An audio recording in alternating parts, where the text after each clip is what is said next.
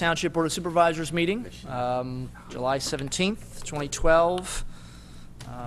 It's about 7:05 p.m. We're going to begin our meeting with the salute to the flag, please.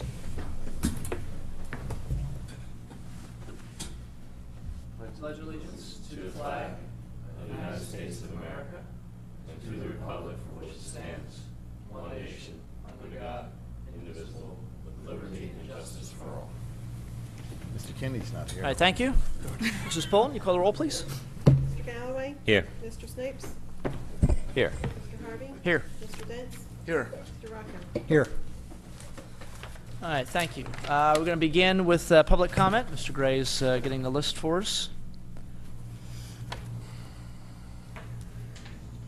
See, he does this in such a dramatic way, so he gets to walk in front of the camera. Thank you. Okay, first name on the list is Bill Irvin. Bill who? This amount? Hello, how are y'all doing? Good, how are you? Good. I was here in February, and I was here to talk about mosquitoes in my section of North Park. Mm-hmm. I have some information I want to give you guys here. Sure. Thank you.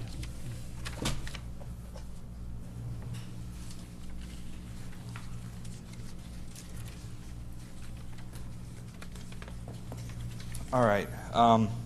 Looking at these pictures here, this was taken yesterday. My son was in the backyard. He's 2 years old. In the backyard for about 15 minutes.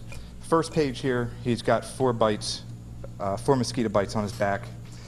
Second page is showing that again. Third page is a bite on his forehead. Next page is 2 bites on his left leg. Next page is a bite on his right leg, bite on his left side, and then 2 on his left hand, and then 1 on his right arm. He basically had 12 mosquito bites in about 15 minutes in my backyard. All right, this is an ongoing problem of the creek in the backyard has absolutely no flow, and it's just a mosquito breeding haven. I've called Mr. Gray several times, and I just want to find out what the status is. Mr. Gray? Mosquitoes are an ongoing problem. Whenever we do get problems from residents, neighborhoods, we refer them to the county for spraying. In addition, this particular area is being looked into by our engineer's office.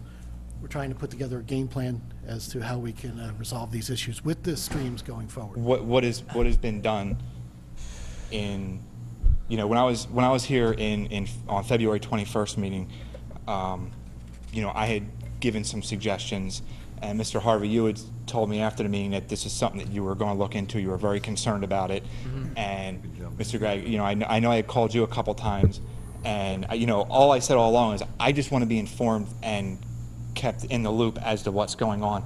And the last time I talked to you several months ago, you said the township engineer was going to look into it. I just want to know what progress have we made. Go ahead, Mr. Sullivan. Thank you, Mr. Chairman. We sent survey crews out.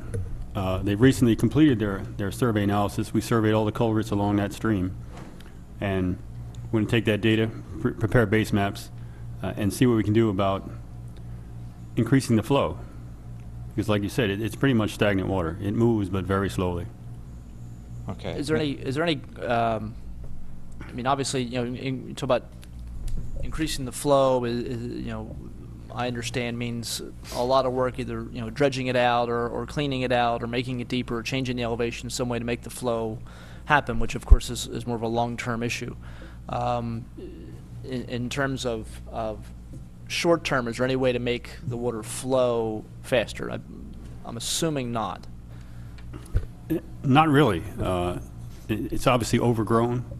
I'm not sure that just cleaning it out would help, but it's certainly something we could start with. I'm sorry, let me just check. Mr. Gray, in terms of contacting the county to get them to spray, have you had any kind of feedback from the county in terms of them willing to do that or saying they're going to do that or send anybody out to check on? We received one phone call, I believe it was a week or 2 ago. I think that's been referred. I'm not sure if I received any from your area, But as soon as we get them, we start going into the county. I haven't received any feedback as to when they're going to come out and do it, but we do receive notification from the county. All right, so obviously we have to check with the county to make sure, and you know, get them to understand that this is, you know, a problem that they have to look at. I mean, I see things in the newspaper where they're spraying in Bristol Township, they're spraying in Middletown, they're spraying in other areas. I mean, this is obviously an area where they need to spray. Now, last year, I had called the Board of Health, and somebody was out within a day. That was the response that I had got when I called. Right. Now, they told me that they were going to work with you to set up a plan, work with the township to set up a plan, because this is township property and ultimately your guys' responsibility back there behind the creek. So, you know, when I was here in February, I said, you know, there are things, you know, the long-term solution is working with the engineer to get this creek moving. Short-term solution is, you know, when the county came out, they sprayed all back there, they put tablets in the water, which killed the mosquito larvae, and that was good for like 45 days. And another suggestion I had, I work for an environmental consulting firm. We have water resource engineers and environmental people. They suggested stocking the creek with fish, because fish is a natural way to kill the mosquito larvae, because they will eat that. And, you know, I had asked, you know, let's have some of this done and ready to go come the spring and into the summer. That way we don't have this type of problem. Because you can see right now, I mean, this is a health and safety Sure. issue. You know, my son's 2 years old, and right now I can't even use my backyard. I can't have a cookout.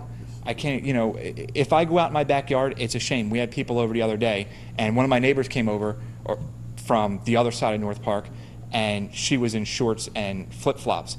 And my next door neighbor and me and my wife were out back. We all had long sleeve shirts on, log pants and socks, because you can't sit in the backyard unless you have that. Now the neighbor from the other side of North Park, our friend, she got bit up nonstop. And it's, you know what I mean, like you can't, it's a shame. I have 4 kids, and I can't even send them in the backyard to play without this happening.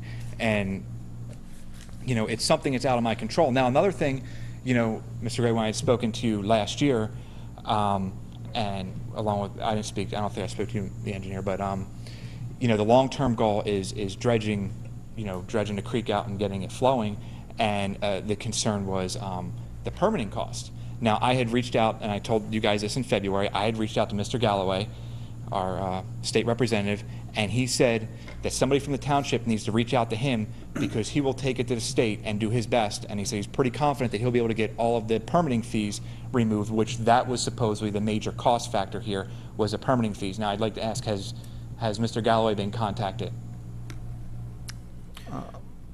I mean, I'm assuming that we're waiting to find out exactly what we need to do before we even find out what kind of permits we need to apply for, what kind of costs we need to get. That's correct. What's the timeline, Mr. The Sullivan? permitting cost, I think the cost of the permits themselves is not what the issue is. The cost of us preparing the permits is what we were talking about as far as permitting costs go. Which Yeah, is I what mean, I was talking about when we're doing the base plan and then figuring out how to Right. It's either dredge or rework the culverts so that they flow. Yeah, it's applying for the permit that is where we incur all the costs. It's not the same as sort of you know, building a deck and applying for a permit. It's a different sort of system with us in the state. We have to ask them if we're allowed to do something. We have to provide all this documentation, all this information, and that's where we incur a lot of costs. But do we have a timeline in terms of when we're going to be able to start making a plan for this, or knowing what we have to do? Well, we're to come to you with a proposal next meeting in August to talk about what we're going to do and how much it's going to cost, how long it's going to take. Once we have all the permits ready and we submit them, then certainly Representative Galloway Right. is somebody we talk to right away, Right. because he can help push that through. And with Mr. I mean, obviously, there's 2 fronts we can work on here: the long term and the short term.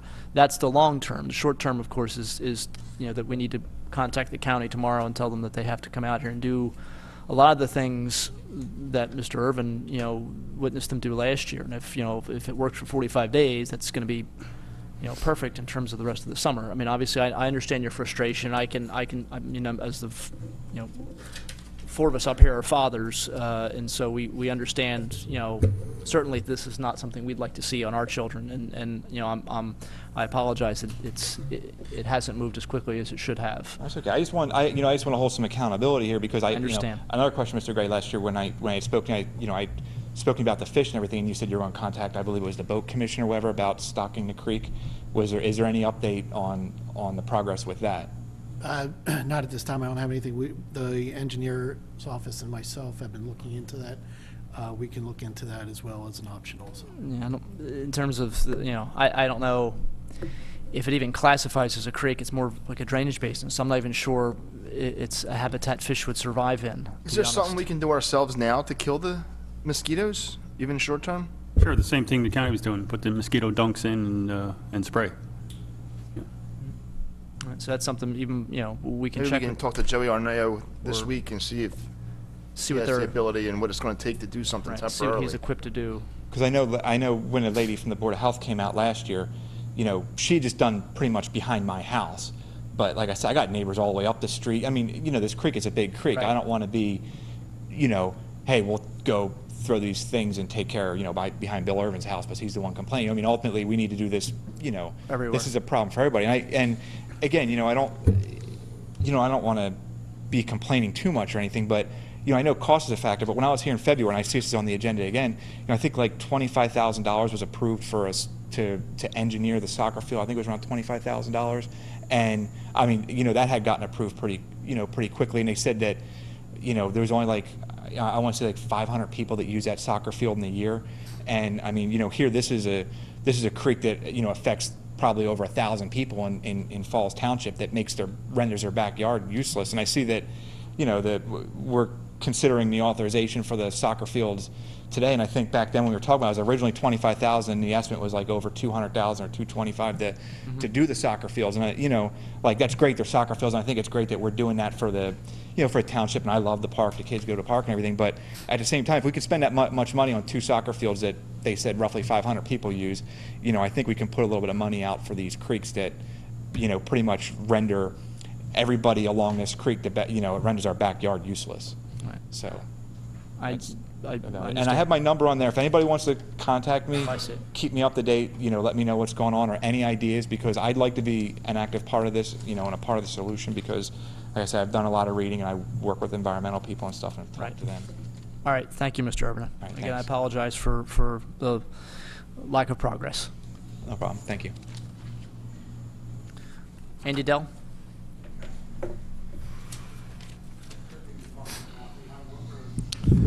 My question actually was about mosquitoes also. The mosquito trucks they used to run with the fogger systems, when you're a kid and you see the trucks coming down the street. Do we have anything like that anymore? We don't, no. I mean, does the county have anything Yeah. like that? Does the county have it? I don't know. There's a story in the July 6th Courier about they're going to start doing it. It's a green, be a blue Ford Ranger pickup, followed by a green Chevy truck with a sprayer. And they have the health department logo on the side. It's just sort of fogs the neighborhood. They sort of drive So, down. yeah, it has a list of where they're doing and when. Okay. It's like Croydon and Bristol Township is where they're starting. Because problem areas like where he lives, and I live near the golf course, and you get eaten alive. And I haven't seen these in years, since the 70s. I haven't seen those trucks floating around. But the question is redredging these creeks is not going to get the water to flow. You're just going to have deeper standing water. These are basically drainage ditches that hold water all year, because when I work with gold to clean out the invasive weeds and everything, the water is just sitting there. Right. So shouldn't we just automatically schedule for July, August, just go through and hit all the standing water areas with these tablets and sprays, and just put it on a maintenance schedule? Because if you spend millions dredging these creeks, you're just going to have deeper standing water. And I don't know, Mr. Sullivan could shed light on that, but I think that's all you're really going to have unless you regrade the whole creek, which I don't think is actually possible. Yeah, I mean, that's something obviously Mr. Sullivan's going to be looking at, but I agree they're not really creeks as much. They are drainage. They're drainage ditches. Right. And the only other thing I thought of is maybe if we had an influx of water, if there's some way to pump a huge volume of water in there once every 30 days to get the water to flow down that creek, but I don't know if that would solve the problem either. Sure either. I really don't know. Mr. Sullivan?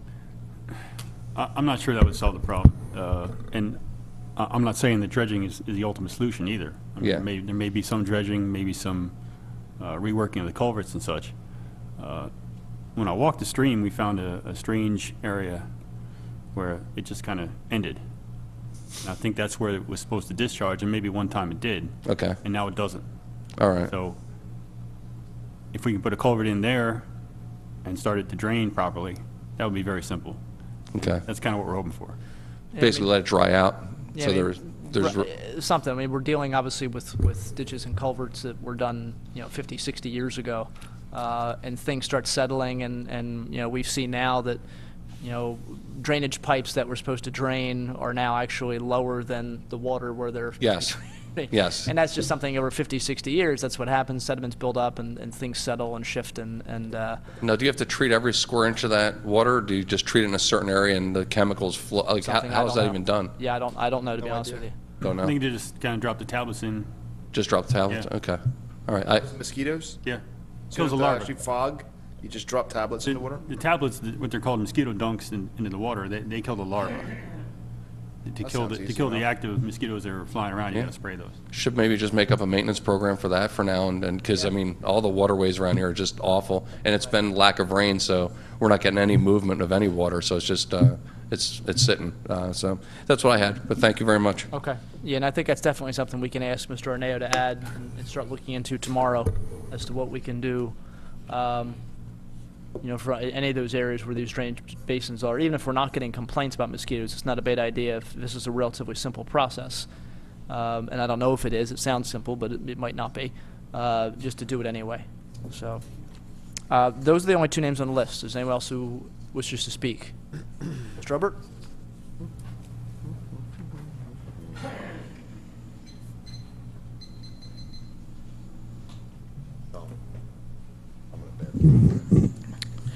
Good evening, ladies and gentlemen. Callis Sobert, Hanford Road, Falls Township. I have a few issues I'd like to bring up tonight. And I don't know where that road was or that creek was that gentleman was talking about, North Park. North Park. Well, there's one that runs alongside of Olds Boulevard from Hanford Road all the way down. And I've been after them for 5 years, after you people, after the county to do something. And guess what? Nothing happens. That water is sitting there. It'll sit there and sit there and sit there until something really happens. I feel sorry for the gentleman because if he's just started, he's got 5 years to wait. Government moves very slowly.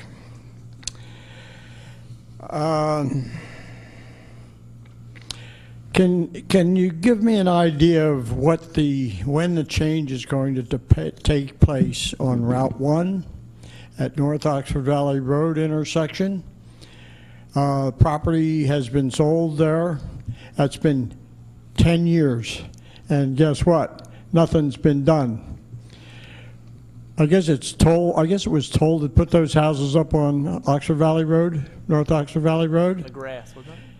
Yeah, it was McGrath. It was a grant. McGrath. What happened to the grant 10 years ago for the one at Route 1? Nothing. The state is taking it off their list. They are not building that project right now. I don't think they have it scheduled to build anytime soon. So is there any possible chance of checking with the state and getting a paper answer that says we are, we aren't, we're gonna, we might, we should, but we're not gonna do anything?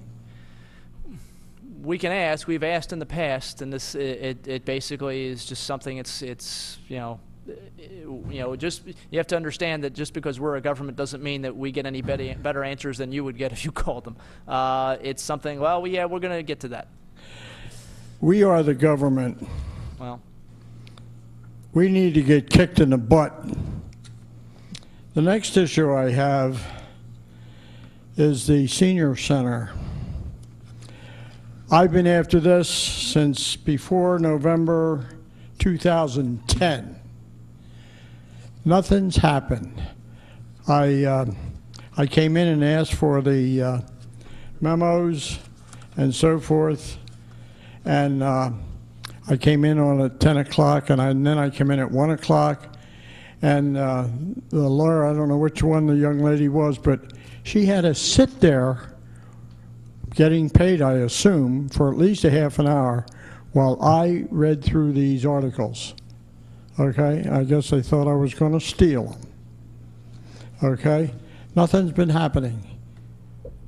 Gentlemen, what's going on now? Are we going to do something or aren't you going to do something? We're waiting for the Department of Housing and Urban Development, which is who we have the grant through, to release those funds, which I believe they're going to do at the end of this month. I think yesterday was the day they were supposed to send their letter allowing release of the funds. All right, so that was going to take about a month review after that. So they announced yesterday, it was supposed to announce yesterday they were going to release the funds. It's a 30-day review, so people can, speak out against it or in favor of it or whatever they want to do. And then in mid-August, at that point, hopefully we'll get news that we can start moving. We're ready to move. We've been ready to move for about a year and a half. Is that one of the shovel-ready projects we got in Falls Township? That was a shovel-ready project. It's been a shovel-ready project for a year and a half. Somebody bent the shovel, I think. Well, Now, ball was dropped by the county. the memorandum that I have in front of me starts back in March 2011. 1, 2, 3, 4, 5, 6, 7, 8, 9, 10, 11, 12, 13, 14, 15, 16. These are all bids, evaluations, advertisements, and so forth, and you haven't done a gosh darn thing. But you got the boat ramp in. Boy, that moved quickly for what, 60 people? Well, we didn't have to move through the county for that. You say what you want, Mr. Harvey, but you guys are moving very, very slow, in my opinion, and I think that it's time that you get off the chair and make something happen. All right? For the record, just in terms of the senior center, Mr. Obert talks about being concerned about it since 2010. I think I started getting concerned about it and getting involved in it deeply in 2007 or 2008. We applied for a grant. We were told we were awarded a grant in January of 2011 when the new Congress came in. They announced that they were going to begin looking at cutting funding. CDBG grant money, which is what we have for this project, was on the chopping block. And so for the first 6 months of 2011, we were told by the Department of Housing and Urban Development that it was a good chance we might not have any of the money, or might have some of the money, or might have all the money, and that we could not do anything until they knew from Congress. In June of last year, when we heard that the money was going to be there, our engineer took the next step, which was to do all the environmental study and do the other site work and other reviews, forwarded that information to the county, and they did not look at it until I think November or December. No reason why they never bothered to open the folder, but they did nothing for 4 or 5 months until finally we got tired of waiting and started rattling some cages in Doylestown. All of a sudden paperwork started opening up and files started getting looked at, and now roughly 6 months later we're told that they completed their review, which they could have completed in late 2011, and now they're ready to release the funding. And so it has been a very frustrating time for me. I know when Mr. Snipes was on the board originally when we started looking at this, Mr. Dents came on, and now obviously Mr. Galloway, Mr. Rocco are here, and we're still waiting. Our best hope is that sometime this fall we can break ground. We've had a contractor ready now for a year and a half, almost 2 years. Yep. Yeah. Contractor is ready to go. He's chomping at the bit. They want to do the work. They've wanted to do the work, and we want to do the work, and certainly the seniors want us to do the work. But this is one of the things when you apply for a grant is that you have to play by somebody else's rules, and unfortunately that's what we've had to do, and it's slowed us down for 2 years now. Largely just things out of our control. What's happening in Washington, what's happening in Doylestown, there's little we can do about that. So. And Mr. Harvey, if I could also point out that the nature of this grant, $385,000, if we begin the project before the grant money is released to us, and if we begin to spend money before the grant money is released to us, we can lose the grant. One of the conditions of the grant is that you have to be awarded the money before you begin to spend money on the grant. So if we started the project before we have the grant money, we'd be in danger of losing the $385,000. And along, with regards to the Bristol-Oxford Valley Road, which has been going on for about 16 years now, PennDOT has what they refer to as the Traffic Improvement Plan, the TIP.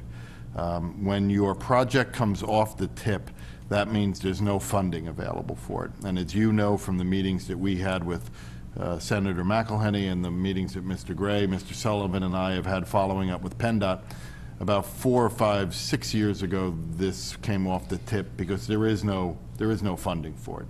And until we get notified that it is back on the TIP, that there is funding available for it, the project unfortunately just has to sit. It's not our road. We can't do anything about it. Okay, thank you, Mr. Clark. Any other people interested in speaking? All right, move to our next agenda item. Item 2 is consider purchase of 2 Ford Crown Victorias for the police department. Mr. Gray? The police department would like to purchase 2 2011 Ford Crown Victorias for use by patrol. Corporal Mark Bertone has secured a quote in the amount of $54,346 from Hondrew Ford. This purchase is from the co-stars list. The board is asked to consider the purchase of these 2 vehicles in the amount of $54,346 from Hondrew Fleet. In addition, Corporal Bertone is here as well. Okay, evening, Corporal. Thank you for coming out. No problem. It's good seeing you. It's good to be seen. So, I know I've talked with one of our mechanics about the Crown Victorias, and I know he enjoyed having the chance to go down to Atlantic City to take a look at, I guess it was some kind of an expo or Yes. to show different police vehicles, and he brought up a perspective that I hadn't thought of. Most, if not all, of our patrol cars are Crown Vics, right? That's correct. Okay. And they've been that way for a long time. Yes. And one of the advantages, again, that it had sort of just slipped my mind, is that because our mechanics are so familiar with this brand of car and this type of car, they know automatically what's going to break down, when. They know how long the pieces are going to last. They know exactly at 100,000 miles this is going to go, and they could have they have parts stacked up on shelves. They know exactly how to, they've been replacing all these parts and doing maintenance on these vehicles so long, and every vehicle is obviously the same because they're all Crown Vics, that what could take 2, 3, 4 days to replace if we had Dodges or Chevys or something else. A vehicle comes in the morning, they know exactly what's wrong, they fix it, it goes back out in the afternoon. And it's an incredibly simplified process. And the sad part is that Ford's not making these anymore. No, we were lucky enough to, after the unfortunate incident with Officer Colleen, we were forced into a situation where we had to look around real quick and find something. Beat the bushes a little bit and found a dealer in Ohio that had 4 of them on the ground. They aren't keyed to our key codes, and they're not painted the way we want them painted, and the rear end's a little bit different. There's some other unimportant details that we don't make any difference to us. But the dealer we deal with, Hondrew Fleet, is willing to make a trade with them. That way, it can facilitate us buying those cars from them under co-stars. The downside about it is, the downside about it is the incentive isn't there like it used to be. The cars have been on the ground now for over a year and a half. They've been paying overhead or what they call floor plan on them, so the cost is a little bit more than it would be. But if there's an upside to this, I could just swap that equipment. Mm-hmm.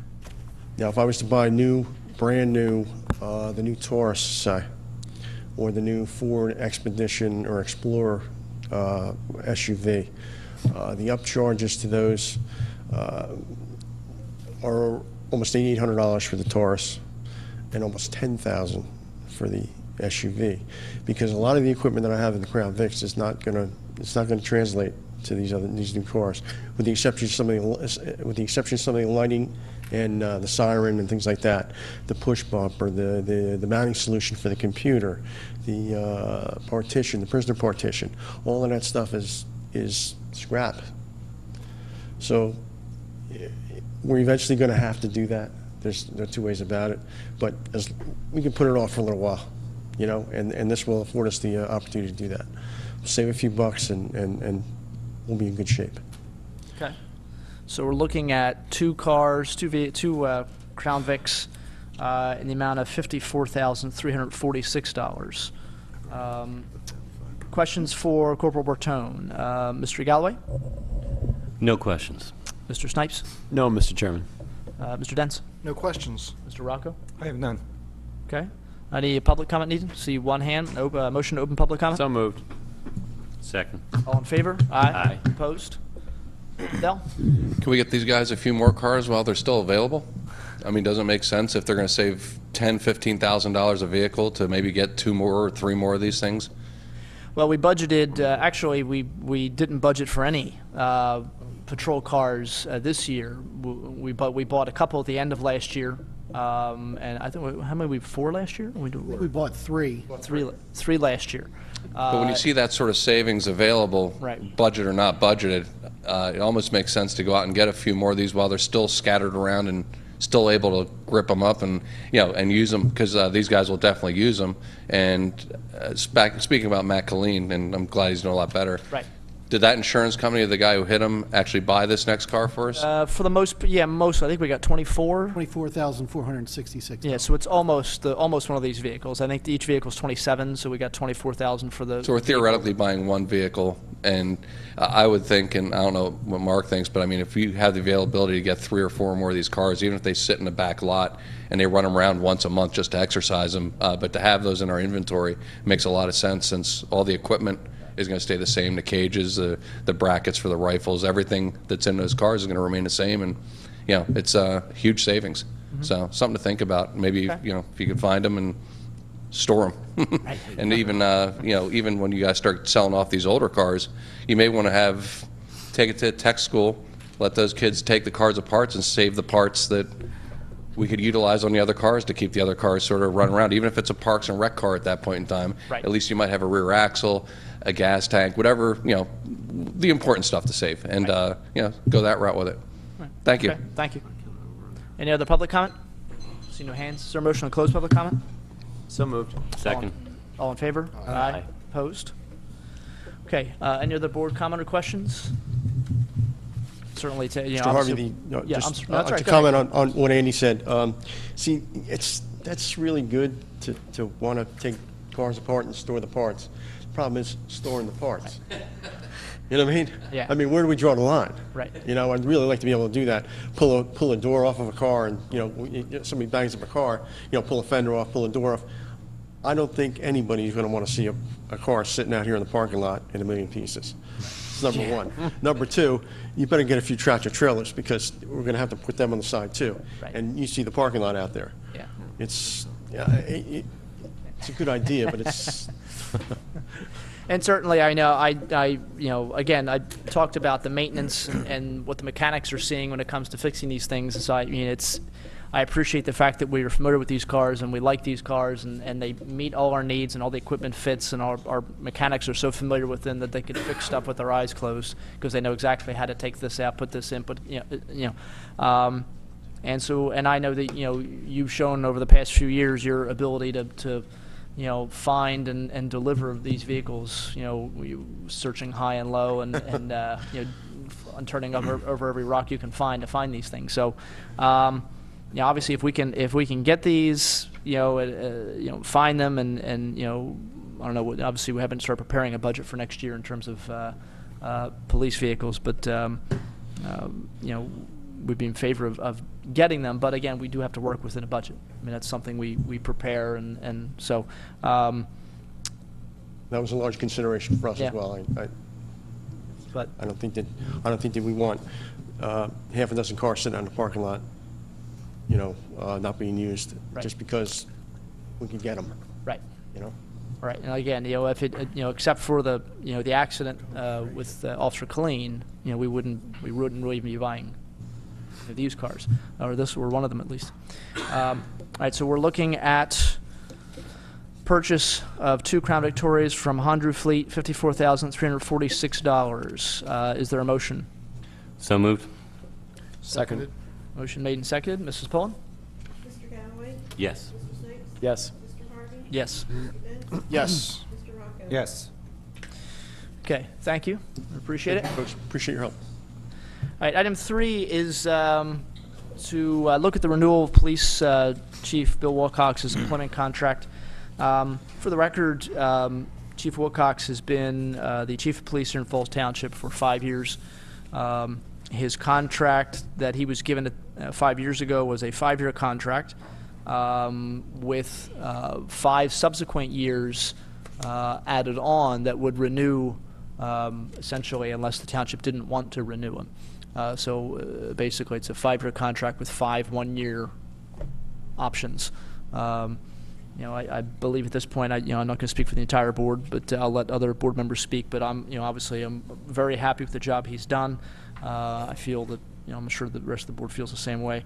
And so what we're essentially doing tonight is really just a formality of renewing a contract for the next year.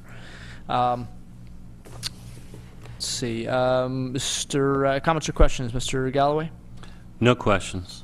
Mr. Snipes. Echoing what you said, Mr. Chairman, I think Mr. Wilcox has done a wonderful job for the township. I think the residents of the township feel that in the work that he's done, and also responding to emergencies in the township, but also with how the whole department has been handled. So I'm certainly in favor of extending his contract. Mr. Dents. No, I agree with the two of you. He does a wonderful job, and I have no problem with it. Mr. Rocco. I don't have any questions or comments about it, no. Public comment? See no hands. Okay.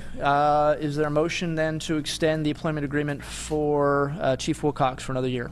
So moved. Seconded. All in favor? Aye. Opposed? Okay. Item 4 is consider approval of a pawn shop ordinance. I know Ms. Gallagher from our solicitor's office worked very much on this in conjunction with the police department. And so, Mr. Gray, if you don't mind, I'm going to bypass you and just go right to Ms. Gallagher and let her give us a summary of what it is that we're doing here. Sure. Thank you, Mr. Chairman. This ordinance is similar to what's been being done in a lot of surrounding municipalities. I know Ben Salem and Philadelphia both have similar ordinances. The state statute allows us to put more restrictions on these types of businesses, including pawn shops and cash for gold type businesses.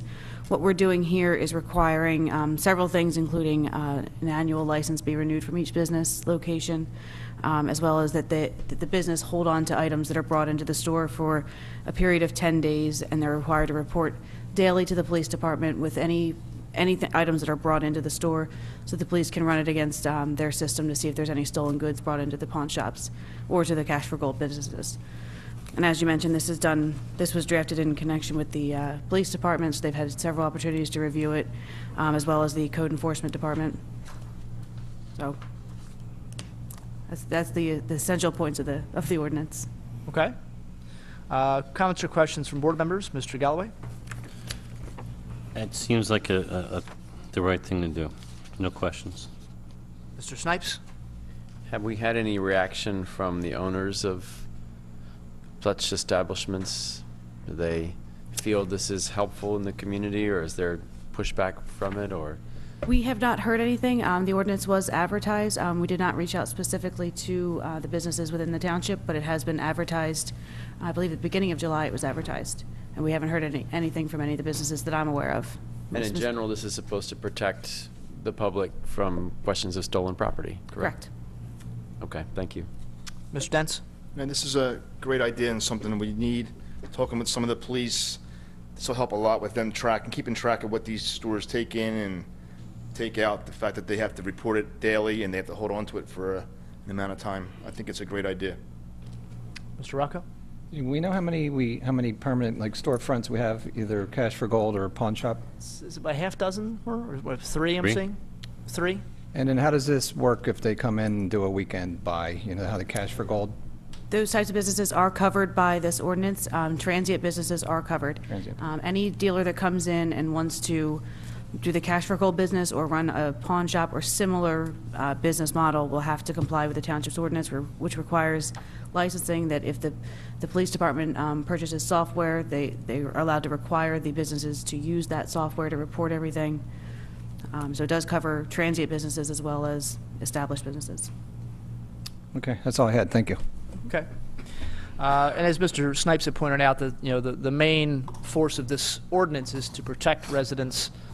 We know we've had some neighborhoods in Falls over the past 6 or 8 months or so that have seen a lot of robberies and burglaries, and this is something that would assist our police department, and also, I guess you could say, protect those pawn shops and cash for gold places, because they're not always going to know if someone walks in and hands in a ring or necklace or a bracelet or something like that, and say they want to sell it because they're on hard times and they need the cash.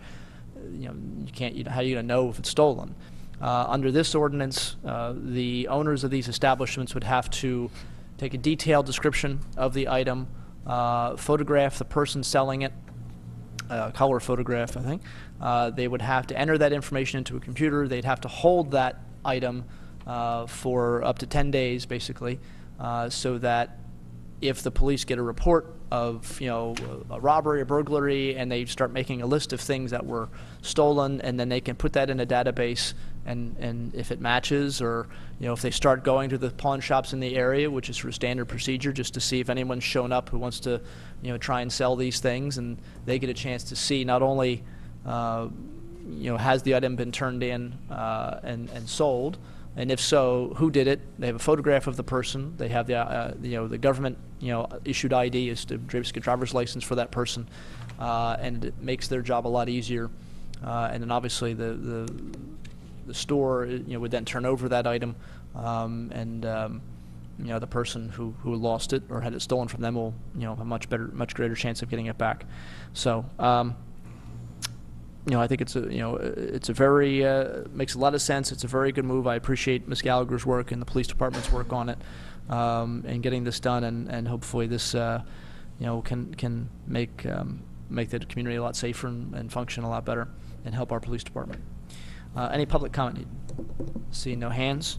All right, so this would be ordinance 12-2. Okay, is there a motion to approve ordinance 12-2? I'll make the motion to approve ordinance 12-2. Okay, we'll let Mr. Dents take that motion. Yeah, I think Mr. Gallagher got the last one. All right, Mr. Snipes will second. Motion made and seconded. All in favor? Aye. Opposed? Okay, item 5 is consider approval of telecommunications ordinance. This revolves largely around cell towers. We hear a lot of conditional use hearings for cell towers. This is, again, a piece of legislation that was worked on a lot by Ms. Gallagher. And so I'll let her bypass Mr. Gray again. And I think Mr. Bennett's here as well, so he can add some details to this from his aspect. Thank you, Mr. Chairman. I'll let Mr. Bennett speak to the more specific details of the ordinance, but generally what there's several things that we're just modifying a large portion of the telecommunications portion of the code. One of the major changes that we're making is with regard to conditional use hearings, specifically for in-kind damaged, the replacement of in-kind of damaged, outdated, or obsolete antennas in certain districts in the township is no longer required to go to a conditional use hearing, which required going to the planning commission, and was a lot of hoops to jump through just to change out the wires. So that has been changed only in certain districts, though. And there's several more technical changes that I'll allow Mr. Bennett to speak to. Mr. Bennett? It's pretty much to streamline the permit process. If you already have an existing telecommunication facility or pole, to make it a little easier for the companies to be able to add antenna or to change the size of antenna. There's also the new technology on cell towers is for more narrow but taller antenna at a lower height. Actually gives them better reception. And so, but our ordinance only allows for 5 foot high, and most of the new ones are around 8 foot high. So this makes it so they won't have to go to the zoning hearing board and jump through so many hoops. They're there, it's 100 feet in the air. If it's 5 foot or 8 foot, you're not gonna know the difference. So it's just to make it streamlined, a little bit easier process for everybody. Okay. And we did, I know we got some input from our planning commission on this, and I think we incorporated a fair number of their suggestions. That's correct. Okay. All right, comments or questions from board members? Mr. Galloway? No questions. Mr. Snipes? None. Mr. Dents? No. Mr. Rocco? Yeah, just one clarification. Did you say they can install the antennas at different heights within the tower? If they exceed, in most districts, 120 feet or 150 in other districts, they'd have to go to the zoning hearing board. The new technology today is actually bringing the antennas lower, and they're getting better reception with them, with these new antennas at a lower height. So the height, if they exceed the height, they still have to go to the zoning hearing board. But if it's a little taller, and it's just that everybody don't have to go to the zoning hearing board for a variance for a foot in height. Okay. And I think it was largely, you know, if I had put up, 5 years ago, if I put up antennas that were 5 foot high, and I put them at, 95 feet, and now I want to put up antenna at 50 feet instead, take down the ones I put up before, put up new ones at 50 feet, but now these are 8 feet high. Right. Because that's a better technology. The fact that they were 8 foot high antennas instead of 5 foot high antennas violated our code. And now they'd have to go through zoning, then they'd have to go to planning commission, and they'd have to come to us, and then, this way, if they're just swapping out antenna because they're just outdated, Yeah, the old ordinance said 5 feet high, 3 feet wide maximum. The new one's 8 foot high, 13 inches wide. Most of them are coming in 6 feet to 8 foot high and 12 inches wide. So they're actually coming in narrower, but a little taller. Yeah, where they were positioning them on the tower is what I was asking about, not the height of the actual Yeah, just antenna. that the new technology is letting them get better reception at a lower height. It used to be that everybody wanted to be the highest. Now they're dropping them down lower and getting better reception. So I'm seeing permit applications come in with lower antenna. They're a little bigger, but they're taller. How much lower? Instead of being 120 feet, they might be at 80 feet. and for them, and they're still coming to us for conditional use if they're in an area that is near residences, basically. If it's zoned somewhere near residential, then they still have to come to us. If they're in an area that's heavy industry or landfill or light industry, then they can just put them up and they don't have to come Any to new us. tower would Right. come before you. Right. Okay, yeah, that actually But if they're just clarified it, yeah. I was worried about if it's 110 feet, now it's at 50 feet, and people are then not happy with it because, See it. Too low. too low. It's Yeah. too low, right? So, Okay. Yeah, okay. Yeah, One of the biggest things is, lately, we've had a lot of them come in where they're just replacing existing panels, like on the water tower, where they come here to get permission just to take down panels and put up new ones. They were a few feet larger than the old ones. Technology's changed a lot since. So then they'd have to go for originally done. conditional use and jump through a lot of hoops and the zoning hearing board, and this way they won't have to do it, Any new antenna, though, is still gonna come before you, so you'll have your, you'll be able to look at it. Yeah, any new tower. Any new tower. Right. Any new tower as well as any co-location on an existing tower. So if a new provider comes in and wants to put their equipment up on an existing tower, they still have to come before the board. Right. This is really just changing the zoning code to keep up with the technology that's more present today. Right. It's more looking at the replacement of existing Correct. equipment rather than adding new equipment. Correct. Okay. thank you. Any other comments or questions? No? Okay. All right, any public comment needed? See no hands. All right, this is ordinance 12-3. Is there a motion to approve? I'll make the motion to approve ordinance 12-3. Seconded. Okay, motion made and second. All in favor? Aye. Aye. Opposed? Okay. All right, item 6, consider approval of a change order for Quaker Penn Park Babe Ruth Baseball Field. Mr. Gray. Yes, the township received a letter from Mr. Jim Sullivan from T&M Associates dated June 20th regarding a change order in the increase in the amount of $30,730 to the original contract. This includes furnishing and installing all materials for an infield drainage system due to wet conditions encountered on the site. That's for $23,225. and also importing and installing an additional 19 loads of topsoil to supplement a shortfall of acceptable material found on the site. That's in the amount of $7,505. Total amount of the change order, again, is $30,730, and the board is asked to consider this change order at this time. Okay. Mr. Sullivan, I just want to comment on the work that was done. This is work that's been done already, correct? This is work that has been done already, yes. All right. And the field is, what's the status of the project overall? Field is substantially complete. Home plate and the pitcher's rubber were to go in either today or tomorrow. The bases are ready to go in. We won't install those since they're easy to take out. The fence is completed. I believe the batter's eye and backdrop are all installed. Benches, player benches are not in yet, and I think that's about it, but they should be in by the end of the week. Okay, and this will be a field we're going to let sit for a while and let the grass grow, and then next spring this will be available for use, correct? Yeah, in the fall we'll have to do some more planting of the grass, and hopefully by the spring it'll be ready to go.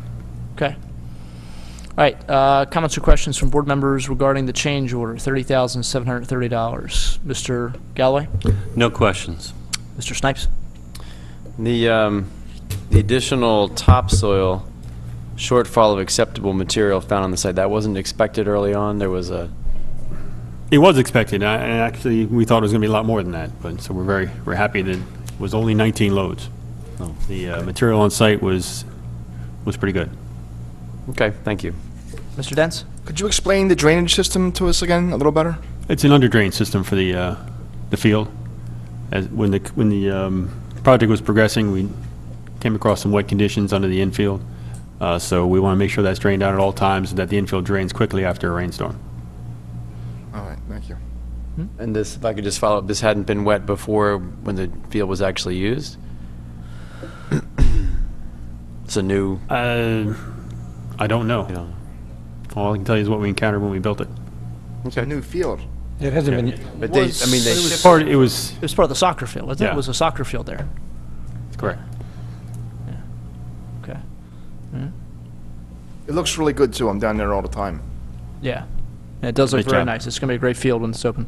So, Mr. Rocco? yeah, just, what is the underground drainage? What is it? What is the material? Is it rocks? Is it? Plastic perforated pipe and rock base, yeah. Okay. Just in where the infill dirt is, or? Just around the infield. Okay. That's all I had. Thank you. Okay. All right. Any public comment needed? See no hands. Okay. Is there a motion then to authorize the change order number 1, $30,730 for the Quaker Penn Park Babe Ruth baseball field? So moved. Second. Okay. Mrs. Pullen? Mr. Galloway? Yes. Mr. Snipes? Yes. Mr. Harvey? Yes. Mr. Dents? Yes. Mr. Rocco? Yes. Okay, next item is change order regarding the expansion of the parking spaces at the Township Park. Mr. Gray? Yes, the township also received a letter from Mr. Sullivan dated June 20th regarding the Falls Township Community Park parking lot expansion regarding change order number 1. This change order is an increase of $4,415.70 to the original contract amount. This includes relocating 3 parking spaces at the front of the existing skate park to improve traffic flow of pedestrians and minimize the chance of exiting skaters entering the loop road. This is in the amount of $2,985. And also installing an additional 10 tons of wearing course material at the parking lot expansion to improve grading due to existing conditions. This is in the amount of $1,430. Again, this change order is $4,415. The board is asked to consider change order number 1 for the community park parking lot expansion at this time. Okay. Mr. Sullivan, just remind us, how many spots did we add? About 40, was it, or so? Or It was net 45, I believe. net 45? Yeah. Okay. And we added some, took, by the baseball field, or basketball courts, and then added some sort of across the street from where the skateboard park is. That is correct. Okay. All right. 2 areas where, with the dog park being as popular as it is, it's, that little parking spot near the basketball courts and the hockey rink was just packed constantly. So, okay. All right, so $4,415.70, and this is also work that's been completed. Right? Yes. I just want to add the parking space that we removed in front of the skate park was for a safety concern. Skaters could actually skate out, right out of the skate park, onto a nice asphalt path and right into the loop road. Right. So we thought it'd be a good idea while they were over there to take all those out and make them grass and put 3 parking spaces elsewhere. Okay, yeah, makes sense. Yeah, I know that's been a concern, I think, since the skate park opened, was the kids just coming right out of the gate and right out onto the street. And because there were cars parked there, if you could be driving around, and these kids are coming out from between cars, and you're not going to see them. Exactly right. So I know we kind of explored different avenues of how to prevent them from, doing that. And I think anything we thought of, we just thought that they would assume was just some sort of, new obstacle they could try to grind on or hop over or something, like we're adding to their fun or something. Exactly. So this makes it a little bit harder. Comments or questions regarding this change order? Mr. Galloway? No, I just want to echo your satisfaction at having moved those. I've seen it before, and it's a good thing that we did that. Thank you. Mr. Snipes? No, no questions. Mr. Dents? Where the new parking spots are by the basketball courts, is there still room behind the basketball courts to add more parking? Yes, there is. Okay. People were actually parking there on the grass area behind that new parking lot until we kind of boxed it off and didn't let them do that anymore. Yeah. They don't let them do that? No. Okay, that's all I had. Mr. Rocco? I have none. Okay. Any comments or questions from the public? See no hands. Okay, is there a motion to approve $4,415.70 for the change order number 1, Falls Township Community Park parking expansion? So moved. Seconded. Mrs. Pullen? Mr. Galloway? Yes. Mr. Snipes? Yes. Mr. Harvey? Yes. Mr. Dents? Yes. Yes. All right, we heard referenced earlier the repairs that are going to be made to 2 of the larger soccer fields at the community park. These are fields that were constructed 12, 13 years ago, I guess, going back. Yeah, 12, 13 years ago. They really have had no maintenance aside from just the typical sort of cutting of the grass and occasional spot maintenance here and there, no kind of major work done. And we've been working for probably a year, I guess, at least, with the Fall Soccer Club, who obviously uses them the most.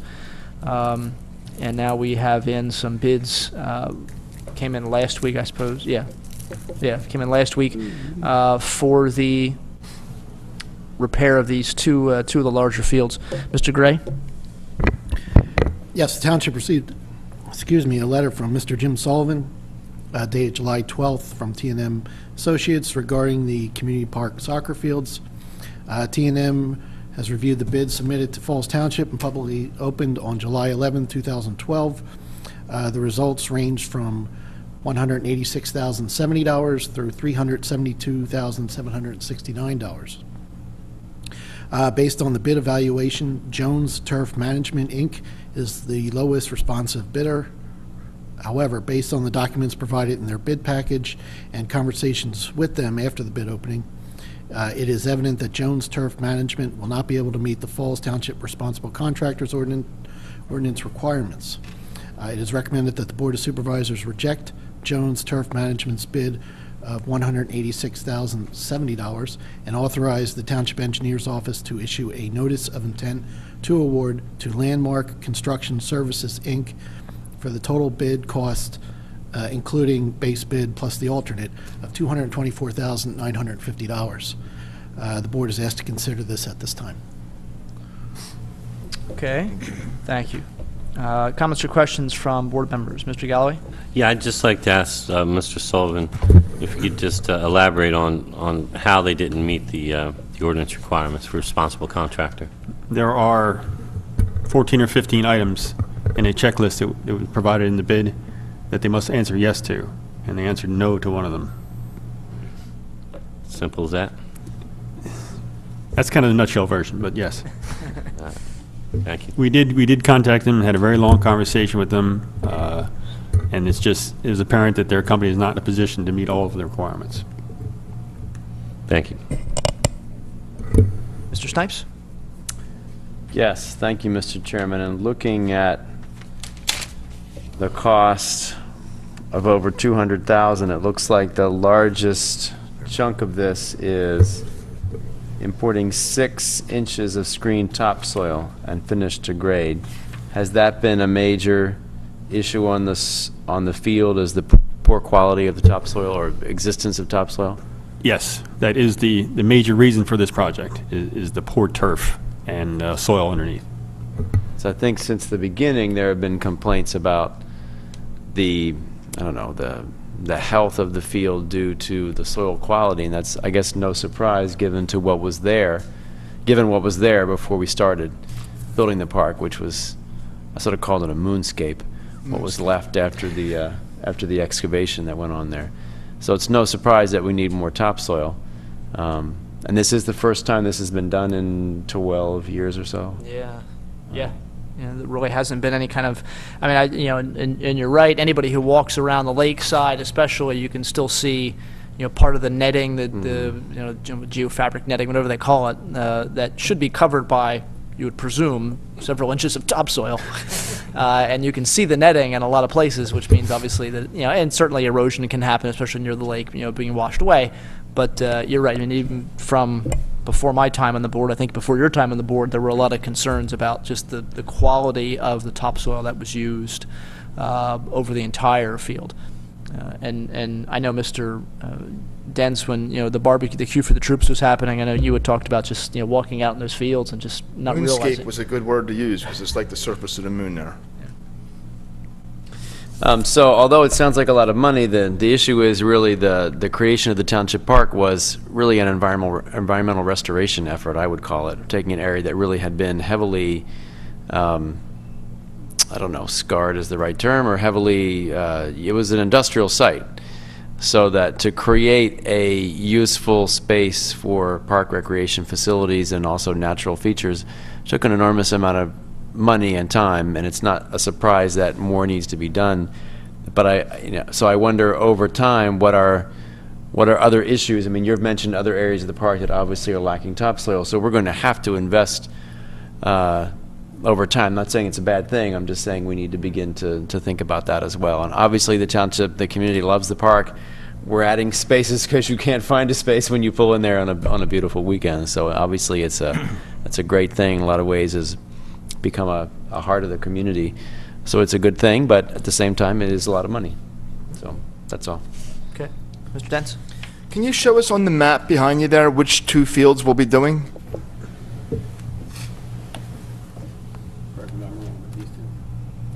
Those 2? These 2. Oh, the back 2. Sorry, these 2 here. Field number 5 and number 3. We can designate, yeah. Okay, that's all I had. Thank you. Okay. Mr. Rocco? On the summary, there's an alternate. What is the alternate for? The alternate is sod. Instead of topsoil, instead of just seed and mulch, it's sod. Got it. So be an instantaneous field. Yeah, so when do we think construction would start and when would it end? Early September, hopefully. By mid-October, they could be pretty well done. And usually you can cut sod in November, but if we can plant it, get it established in October, we'll be fine. As I look to Mr. Dell to make sure. That's all I had. Okay. Could I follow up with a Agree question? with that, Mr. Dell? A question for you, Mr. Sullivan. Can you just describe a little bit more about the actual reconstruction of the field, the topsoil, and the sod? Where is the sod going? Over part of the field, entire field? The entire field. The entire field, Yes. wow. We're going to strip what's there, put in quality topsoil, and sod it. And we'll use the leftover dirt and we'll do some enhancements to the drainage of the 2 fields. We'll use that dirt around the fields. Okay, thank you. And I know that in talking with earlier, Mr. Urban had talked about the fields being used by 500 people, and I think that's really just what Fall Soccer Club does. And that's usually spring and fall, if not bigger numbers, I think, in the fall.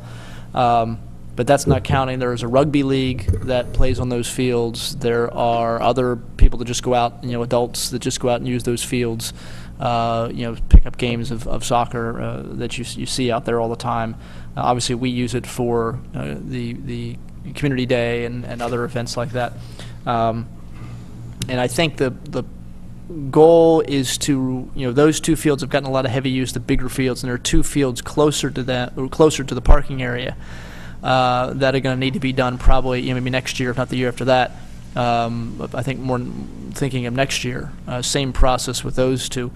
And as you get closer to the parking lot, and closer to the access road there, those fields are in a little bit better shape, mostly because they're smaller fields that kids play on soccer, the little pee-wee soccer and stuff, so it doesn't really get chewed up by as many people using them, and certainly, a lot of, 40-pound, 5-year-old running around kicking a ball, it doesn't chew it up as much as a lot of, teenagers and running around, and a lot of, rugby players and stuff like that.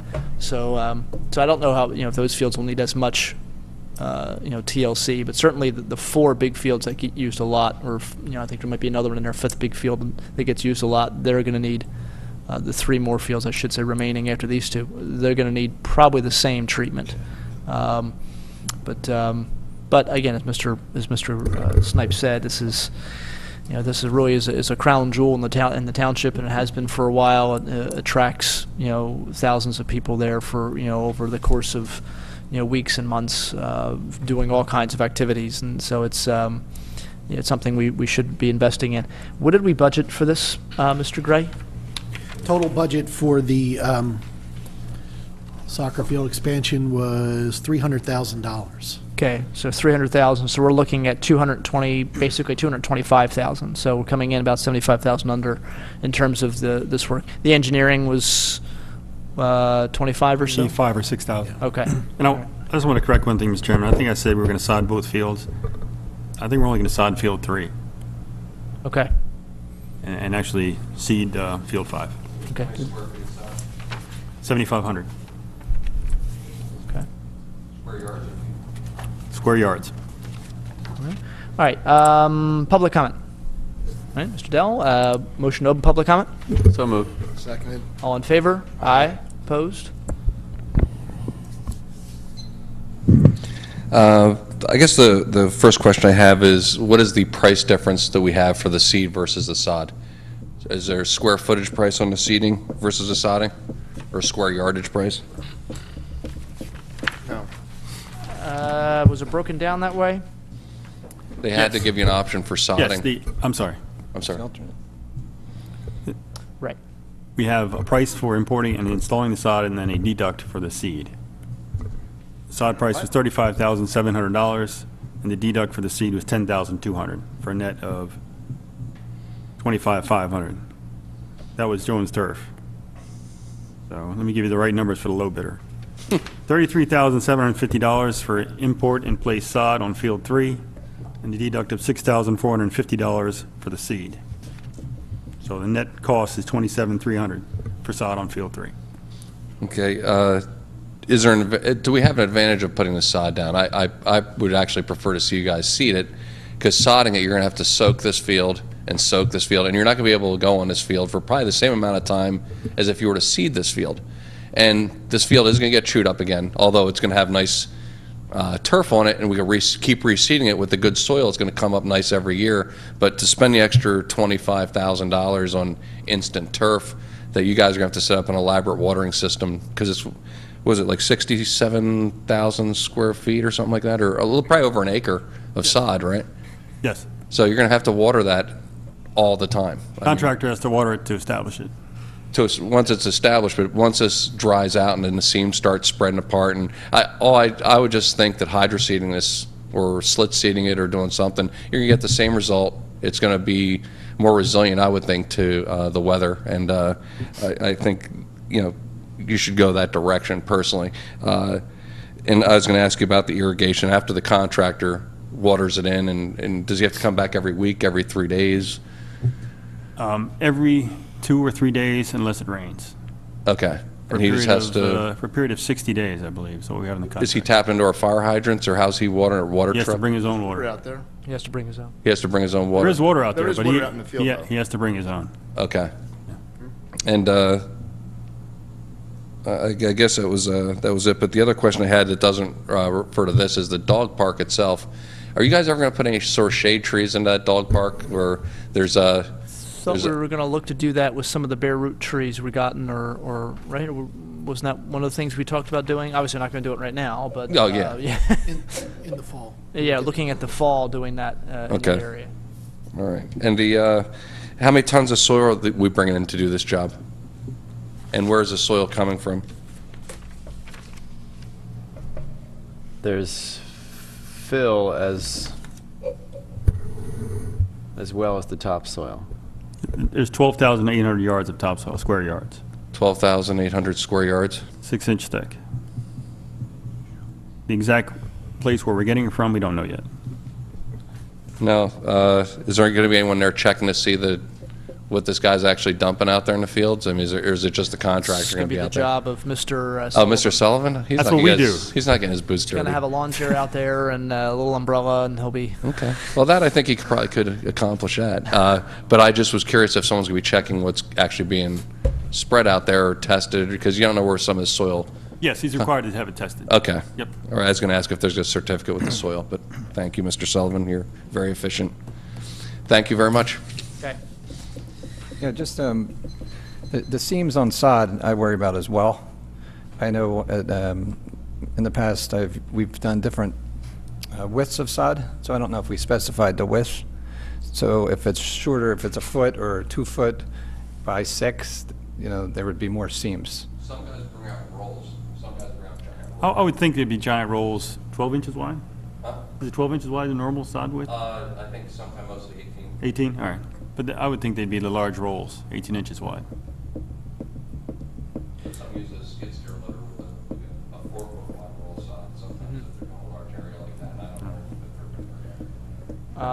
if they're Just so board members know, and obviously Mr. Dellis is a field that he has some expertise in, so, giving him credit for that. In terms of sodding one of the fields instead of seeding both fields, Mr. Sullivan, what was the thinking regarding that? Yeah. Just to make one field more usable quicker than the other? Yes. Okay. Yes. Would that actually work? Supposed to. My answer would be yes. I can't. How long do you have to let it sit, the sod, before you can use it? I know this new ball field, we have to let that sit for what, a whole season or a year? These fields may be able to be used in the spring. And I say may. That'll be up to the soccer club, Whether we seed it or sod it, or? whether we seed or sod it. And that kind of makes sense if we're doing it in October. But there's a good chance, and Seed Mr. it. Dell does not agree with me, but there's a good chance we sod that field that it'll be usable in the spring, whereas the seed field may or may not be. Okay. One of the things to consider, and it's just so board members understand, if we do not go with the alternate, if we discount the alternate, it changes the low bidder to Milestone rather than Landmark. Interesting. Has Milestone done work here before, right? Milestone did the Falsington Library. In the library, Landmark Construction did the Challenger Field. that's correct. So you think that if we sod that field, we would definitely, were you pretty sure we'd be able to use it in the spring? Yes, If we seed it, you fear we might not be able to use it in the spring? yes. Then why wouldn't we sod both of them? Price, cost. We can get by with using just one. In the spring, we wouldn't need necessarily both available for our needs, recreation needs. Well, obviously, they would have to, the Fall Soccer Club would be the prime user for these in the spring. Typically, they leave one field empty. That's been their practice, is to leave one field empty at a time. And so if one field is empty, come next spring, that's kind of fits in with what they typically do. And I think what their hope was that they'd be able to use the other field, rather than having two fields down. I think this year they pretty much tried to do as few games as possible on these two fields because of the condition. And I think, doing the ones that are furthest in the back first, obviously they're the ones people are less likely to just go out and start playing on, and we can more easily sort of rope them off and keep people off them. And doing the work in October, November, obviously people aren't out there as much as they are in May and June. It's obviously it's the pleasure of the board. We have experience with both Landmark and Milestone. Free police car. They don't. It is, we're under budget to begin with, basically. Mr. Hart, we have not evaluated Milestone Construction Management's ability to do this project. I don't believe they have any real workforce of their own. They usually subcontract everything. I'm not sure how that would work. I think I'm comfortable going with Mr. Sullivan's lead and hoping that this sod would be ready to use by spring, rather than gamble on not having 2 fields, Okay. not having any fields. I agree. And we are under budget, right? $75,000. Yes. Well, yeah, 50. 50 if you take out the 25,000. Right. Okay. It's grass, it'll grow.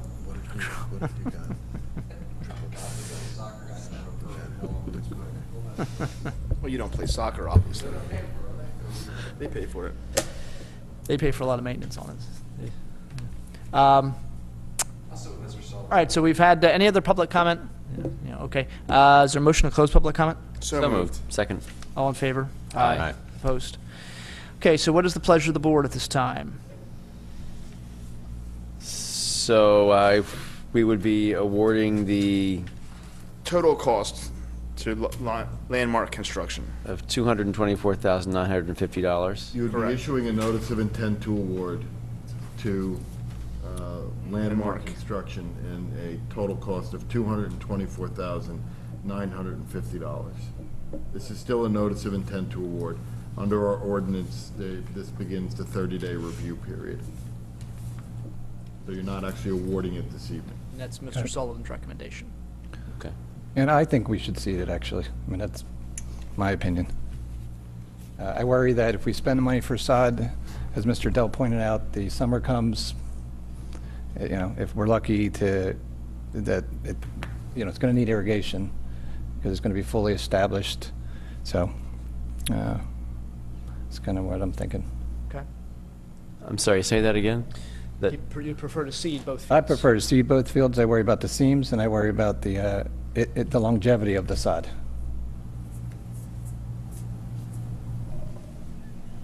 So if we go with the base bids, we can't do anything tonight. No, you would do a notice of intent to award to Milestone. Milestone Construction in an amount of $195,563,000. The only thing is, Mr. Sullivan is aware that Landmark will most likely meet our ordinance. They will. They have in the past. They will So and they have in the past. So within 30 days, we'll be awarding the bid to them. When we're here in our August meeting, we'll be awarding the bid to them.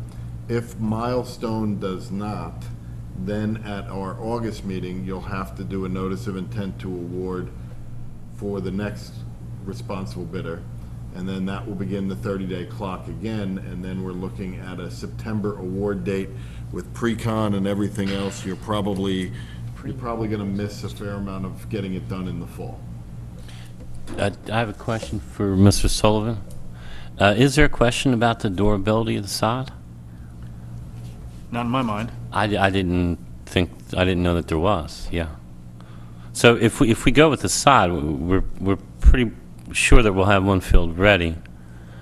And we don't expect the sod to break apart or come apart for any reason during hot summer months, right? No, and the contractor is going to be required to establish the sod in the fall and then to make sure that it stays established in the spring. He's going to be under his maintenance period, and he's going to have to make sure that it's still viable and hopefully not falling apart as possible. So the sod will actually give us a reliability factor that the seeding won't. We know that we'll be able to open the field, pretty sure, and we'll be able to go on as planned, correct? That's the way we see it, yes. Thank you. And the maintenance period again is how long, Mr. Sullivan? 18 months. 18 months. Okay. Now, is that 18 months with sod or seed, or just sod? With both. Okay. And that's from substantial completion. That's from the date that we certify the job complete. Yeah. They provide a bond. Okay. So if summer comes and the sod, like Mr. Rocco said, is pulling apart and there's seams and it's not safe to play on, then could you, at that point, if you haven't declared it finished, you could say, well, this isn't finished yet. Yes. Right. And so it's the 18 months wouldn't even have started until they would have to replace that sod, put down new sod, or do what we asked them to do. That is correct. Okay. And these contractors will be highly motivated to water the sod and make sure that it doesn't dry out and doesn't die, because during the maintenance period, or not even before then, it'll be significantly cheaper for them to spend the money on water than on new sod. Resodding. If it dies. Right. Do we water those fields at all? Ever? Never? We have in the past, but we don't do it, daily. Yeah, my guess is no matter what we plant there is going to be hurting. I mean, it's in the middle of a field. If we have another summer like we're having this year, what's going to happen to it? And our summers seem to be getting worse, not better. I mean, I understand Mr. Rocco's concern. I think it's a valid one, and I'll be selfish, and I'll admit that part of the reason why I'm concerned is it's the field my son plays on. so I want to make sure that I'm not at the hospital with a son with a ripped up ankle or knee. By the same token, with all due respect to certainly Mr. Rocco and Mr. Dell as well, whose expertise I value, I've deferred in the past to Mr. Sullivan's expertise, and I feel that it's worth going with the sod on one field and the seed on the other, is my personal view. But again, it's the pleasure of the board at this time. Notice in terms of just base bids, throwing out Jones Turf Management, Milestone is the lowest, followed by Premium Excavating, and then Landmark. Do we have any, in terms of background with Premium, Mr. Sullivan? Do you know them just basically, or anything they've done in terms of landscaping? We know them well because they're the contractor at the Eleanor Roosevelt Elementary School. Okay. Okay. I wanted to ask you, Jeff, whether you feel any differently given that the maintenance period is 18 months. It's a good question.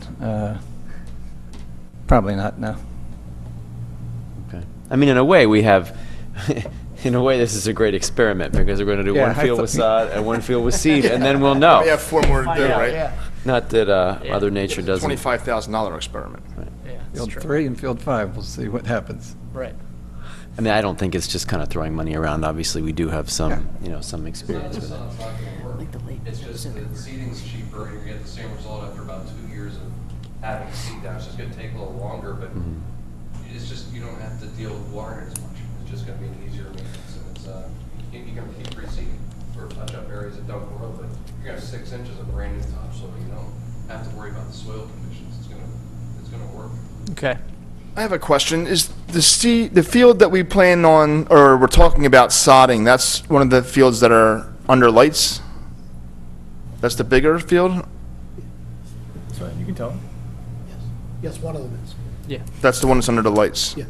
And the field with the seed would not be under the lights? Okay. Right. Right.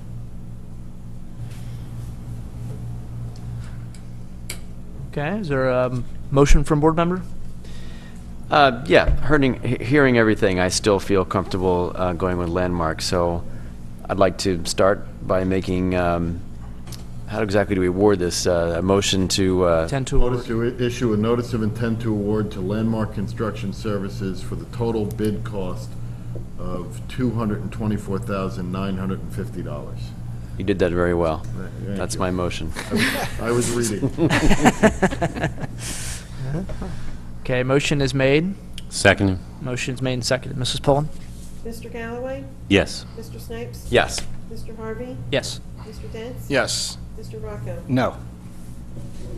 Okay. All right, it was a good discussion, and certainly we'll see Mr. Rocco and Mr. Sullivan. I'll have to put up a bet, I guess, and see who's right, and somebody will have to buy somebody dinner here.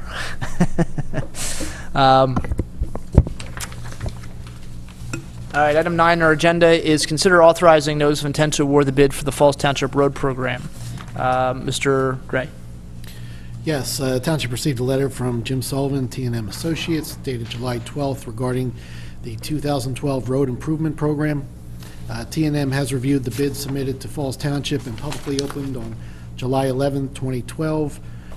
The results range from $5,262,563.22 to $13,093,663. Based on the bid evaluation, General Asphalt Paving Company, Inc.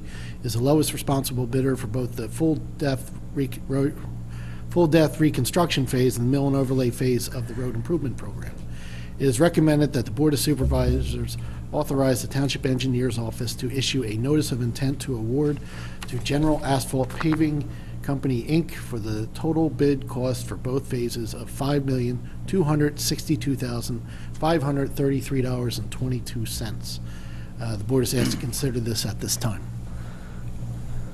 Okay, and I know I'm anticipating a question someone might have. I did have a conversation earlier today with Mr. Sullivan regarding the disparity from $5.2 million to $13 million, and essentially was that the highest bidder, the $13 million bid, which is more than twice as much as anybody else, essentially had basically filled out the forms wrong.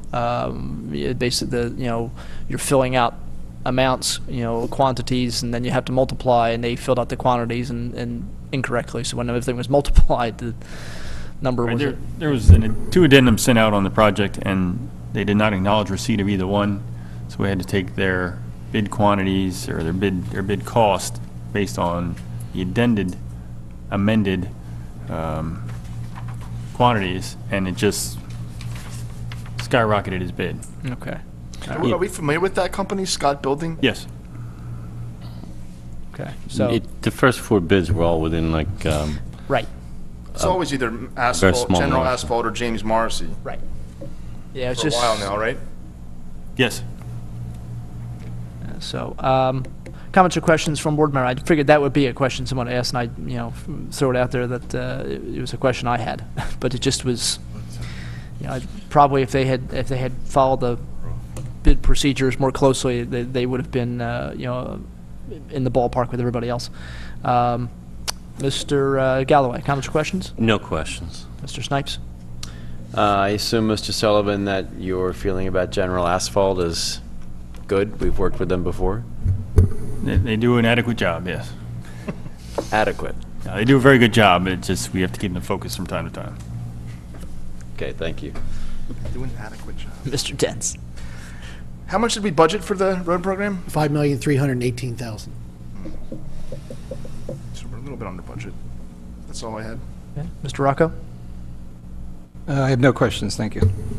And just a reminder, the roads we're looking at, I know we're mill and overlay some roads in Fallsington.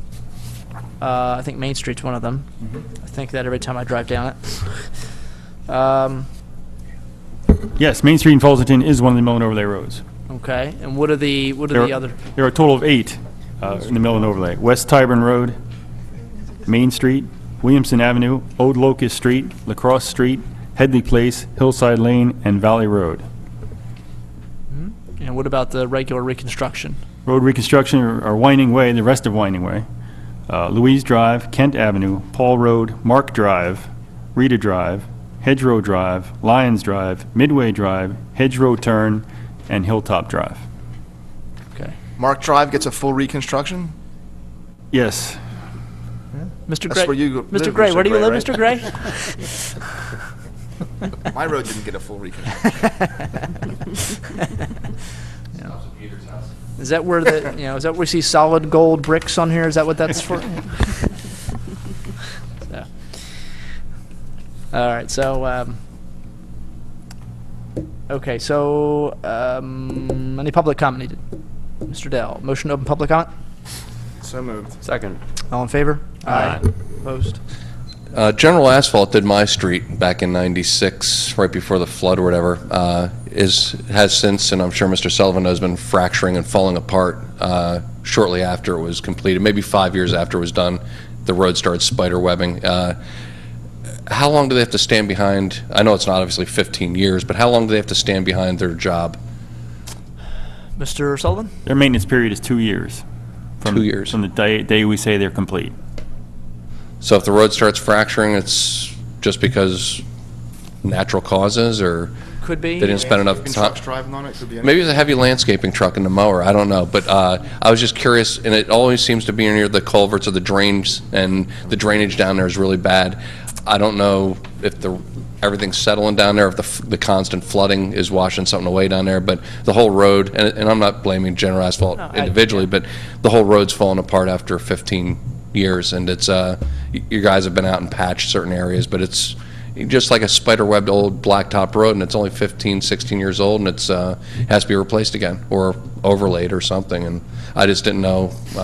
Yeah, and in turn, remember something, in terms of the maintenance period too, like Mr. Sullivan said, it starts when they're told they're complete. And that Yes. could be a couple of years after the actual road has been paved, because they have punch list items and everything else. So they could finish paving in, 1996, let's say, Yeah. but they have to do all the punch list stuff. It could be 97, 98 by the time that the engineer says, okay, yeah, now you're officially done. Now the maintenance period starts. Well, it's like when you buy a car, it doesn't start breaking until the warranty expires. So, I mean, not much Right. can happen to a road in 3 years. But it's just, people had cement driveways done, the cement truck comes down, next thing you know, there's dually tire ruts through your blacktop all the way down the street. I mean, it's, what are you going to do? Yeah. I just thought I'd mention it. Okay, no, it's a valid concern. And General's done a lot of work in the township. They've probably done most of the work over the past 7, 8 years. I mean, Morrissey did a big part of, was it 09, I guess, in like Elderberry and, Right. They did in 09 and 010. Okay. James Morrissey. And the general life of asphalt paving is about 15 years when you have to mill and overlay. Okay. The reconstruction, once you do the reconstruction, you shouldn't have to do that for decades. But the actual surface probably needs mill and overlay every 15 to 20 years. right. Any other public comment? See no hands. Is there a motion to close public comment? So moved. All in favor? Aye. I'd like to wait for a second. Is there a second? Second. All in favor? Aye. Opposed? Okay, is there a motion? We have the recommendation of the township engineer, notice of intent to award general asphalt paving, $5,262,533.22. So moved? Seconded. Mrs. Pullen? Mr. Galloway? Yes. Mr. Snipes? Yes. Mr. Harvey? Mr. Dent? Yes. Mr. Rocco? Yes. Okay, minutes. The next item on our agenda for June 19th, 2012. Any comments, questions, or corrections for the minutes? Mr. Galloway? None. Mr. Snipes? No. Excellent minutes once again, Mrs. Pullen. Thank you. Mr. Dents? No questions, comments. Mr. Rocco? None. And I have none. Is there a motion to accept the minutes as presented? So moved. Second? All in favor? Aye. Opposed? Engineers report dated July 12th. This is the June 2012 engineering report. Mr. Sullivan, we've covered a lot of ground with you tonight. Anything we missed that you'd like to talk about? I would like to say that the 2011 road program is now substantially complete. The things left to do are mostly landscaping, and this is, of course, the wrong time of year to try to grow grass and the strip between the curb and the sidewalk, or even in the front yard. So there will be some in the fall. They'll come back and take care of all that stuff, unless Mr. Dell would like to sod it as a nice gesture. And I'd just like to point out to Mr. Dell, among other people, that the 2008 road program is still under maintenance bond. It's about to expire. So 4 years later, that's just about complete. Okay. Any comments or questions for Mr. Sullivan regarding the engineer's report? Mr. Galloway? No questions. Mr. Snipes? No, Mr. Chairman. Okay. Mr. Dents? No. Mr. Rocco? No. Okay. I guess the question I had, in terms of Eleanor Roosevelt, I know they planted some trees a few weeks ago. Was involved in that, some discussions on that. I know Mr. Dents was as well. How are they otherwise with that project? The site work is well underway, probably pretty much done. My understanding is the schoolwork is going to take almost another year. I don't know if you heard anything differently, but that's what I heard last time we were out there. Okay. The detention basin's in place, it's working. They're still doing some landscaping, they still have some trees to plant along the driveway, but most of the site work is done. Okay. Construction work is on schedule for September, though. Okay. All right. Okay, is there a motion to accept the engineer's report dated July 12th, 2012? So moved. Seconded. All in favor? Aye. Opposed? Okay, bill list is in the amount of $1,504,947.19. Of that, approximately 1.1 million of the 1.5 is payroll and health insurance. So we're looking obviously $32,000 for street lights. About $25,000 in escrow, which is money from developers that we hold, so it's not taxpayer dollars. So a little bit low on the bills this month.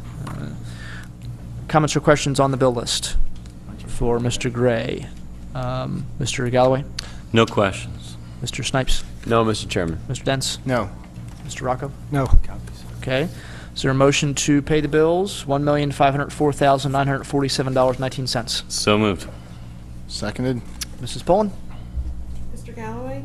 Yes. Mr. Snipes? Yes. Mr. Harvey? Yes. Mr. Dent? Yes. Mr. Rocco? Yes. Okay, executive session. I don't think we have a need for an executive session. All right, manager comment? Mr. I have Gray? nothing, Mr. Chairman, tonight, nothing. Nothing? You sure? Nothing, nope. No. You're positive. Otto the Clown's not in town? He's on vacation. No? Him and the Easter Bunny? Time off. Some time off. What's that? You're sure you're not forgetting anything, Mr. Gray? All right. All right, board comment. Go ahead. I know we were going to have a discussion a little bit later. We could have it now. Board comment. The township, all the township supervisors were, over the past month or so, month and a half or so, given a report, an update, basically a presentation, I guess is probably the best way to put it, by the architecture firm Kimmel Bogert, not sure which one is the right pronunciation, which is the company that we contracted with to review this building and look at potential improvements, renovations, etc. Kind of just very basic presentation, very, very preliminary in terms of what we're looking at, just raw square footage, and just a ballpark idea, a very rough ballpark idea of time and costs and things in 4 different scenarios. And all of us have had a chance to look at that presentation and at least ask a couple preliminary questions. In some discussions with board members, I think our next step, what we'd like to do is invite the public into this process. And one of the things, and I think it was Mr. Rocco's idea, the idea of having, and if not, I apologize to whoever's idea it was, of having a tour of the building. Yeah, it was. For people just to be able to come in and take a look at the building. And obviously you can see the public meeting room, and you can see, when you go to the counter to get a permit, or you go up to Park and Rec to get your pool tags or something, you see those parts, or pay your taxes. But the other parts of the building that typically people don't see. And so we'd like to do that in the next week or so, to allow people to come in and see the building, have some township staff here to answer some basic questions, so that you can get a chance to see various parts of the building that the employees have to work in, that don't quite measure up to the standards we'd like them to and they'd like them to. I think, Mr. Gray, you were coordinating that. Did you have a date for that? Yeah, that date will be Thursday, July 26th, from 7 to 9 p.m. Okay. So Thursday, the 26th of July, from 7 to 9, which I guess is what, a week from, a couple days from now. And everybody is welcome to come. The building will be open, obviously, and I'm sure people will understand this. There are certain parts of the police department that you will not be able to sort of tour, for pretty obvious reasons. but there definitely are going to be parts of the, a large part of the police department that you will be able to kind of go through and take a look at and see the kind of office space they work with. And our hope is that, you know, people get a chance to really see, you know, some of the problems that this building has, and some of the reasons why we had needed to do renovations. And I know we're talking about having a presentation for the public as well, and I think that's one of the things we have to work on now. What's, in terms of times, I know we've had some dates going back and forth amongst us, just talking about days we'd be available to come. This would not be a meeting of the official meeting of the Board of Supervisors. The 5 members would be there really just to view the presentation again, ask questions. The public's invited to be there. We would not be taking any action that night. We'll not be voting on anything that evening. I guess our hope is to get some feedback, and then at our meeting in August, hopefully we'd be able to give some direction at that point. Other comments or questions from board members just on the idea of the presentation and the tour? I just think that the idea of the tour is excellent. I look forward to it. I know I haven't seen all the facilities here. Pulling up tonight, I looked in the back, and I'm just looking at the police station and the trailers they have back there, the containers, and I can't wait to see what's inside. Is the tour, is that something you want people to RSVP for? Or just... We're just going to have the doors open. Anybody who wants to come in, we'll have the escorts through the building. What's that?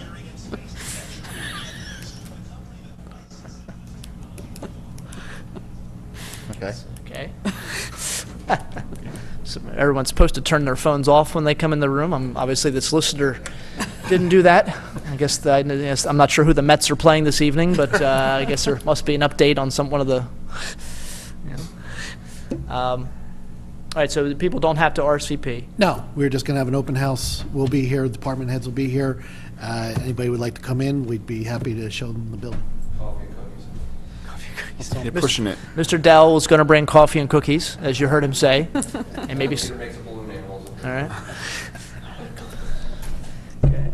Other No, that's it. other thoughts or ideas? Or? No, I think it's a good start, yeah. Okay. All right. Are we talking about August 1st for the meeting? I for guess. the presentation? Yeah. Is that a date that works for everybody? August 1st is a Wednesday, right? Yes. Yes. Okay. That's fine. Is that okay? What time? Do we want to stay with 7? Do we want to do 6:30? I mean, it's. Earlier the better for me. Yeah. We can do 6:30. I think 6 is too early. Folks need a chance to get home from work and have dinner and come to the township. I think 6:30 is the earliest we should do it. Okay, 6:30 works. 6:30, is that all right? Yes. Does that work? Okay, so Mr. Gray, you can communicate with Kimmel Bogert to, I know they said August 1st was the date they were available, right? Yes, that's correct. Okay. All right. So, and obviously these dates will be on the Township channel as well as on the Township website. Yes. I see our reporter from several years ago, Mr. Menno, is here. And tired of covering the Neshaminy teachers strike. It's it's getting boring over there, I'm sure. So he's here this evening, and he's always done an excellent job. I know when he covered us, he did an excellent job, as Joan Hallier does a good job as well. So hopefully we get some publicity in the newspaper, let people know that we'll have those 2 events. Okay, the 26th. Thursday from 7 to 9. Anybody who wants to come, and obviously you can come at any point between 7 and 9 o'clock. An open house is a good way of putting it, as Mr. Gray said. If you can't make it at 7, come at 8, come at whatever time you want to, and just get a chance to stroll around the building and see some of the facilities. And then looking at August 1st for a presentation by the architects that'll be able to give you and we're going to ask them to give the same presentation to the public that they've given, sort of individually in small groups to the township supervisors. With the understanding, again, this is very preliminary. Each of us has our own ideas about, directions we'd like the board to go, and we agree on a lot of issues, but we're not really sure which direction we want to go in next. Maybe it's one of the 4 plans they come up with. Maybe it's some kind of hybrid of the 4 plans. But obviously we'll have to we'd like to get some public input and like to have people get a chance to see the presentation and ask questions. So August 1st, 6:30 for that.